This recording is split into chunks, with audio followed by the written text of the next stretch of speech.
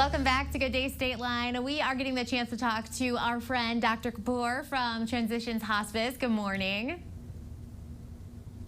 Good morning. Thanks. Yes, thank you so much for being with us virtually today. So we've talked to you many times about the importance of hospice care and maybe some things people don't know about it. So today I want to talk to you about the advanced directives in hospice and palliative care. So tell us a little bit about it.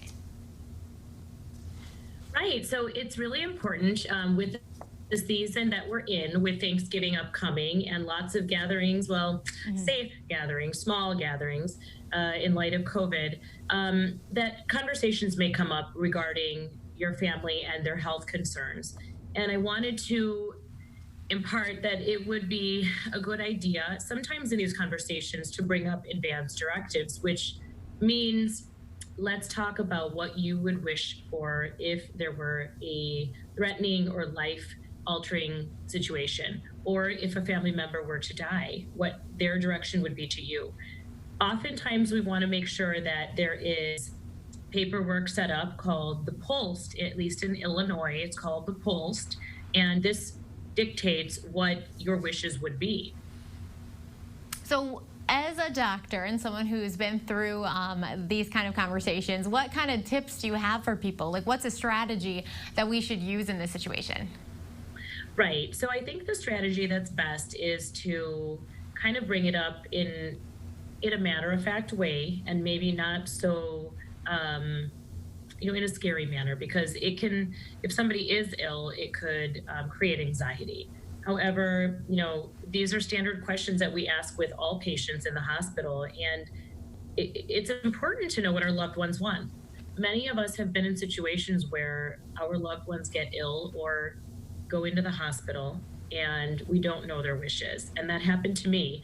And I think that, my mother in her situation ended up telling the doctors to use their judgment, but knowing whether they would want a resuscitative effort or whether they would wish for a natural death with comfort is very important. There's also something called Selective Dnr, which is the middle of the ground, where we're going to try some things with BiPAP and antibiotics or pressors to bring pressure up, but it's not so invasive. It's non-invasive techniques. So it's important to know if somebody did want to be a full code and want all resuscitative efforts made, even ventilation, how long they would want to remain on the ventilator.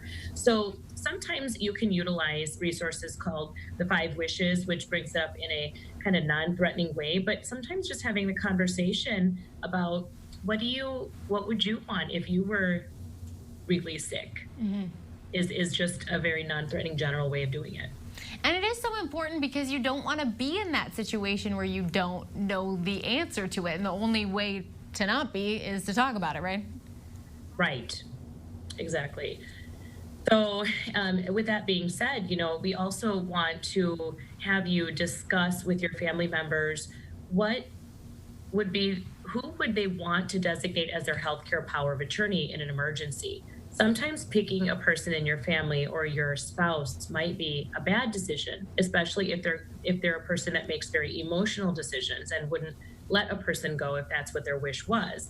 So you want to pick somebody that's going to honor what your real wishes are in those situations. Through my career, I have seen a lot, and I have seen some family members being kept alive against their wishes and for financial gain.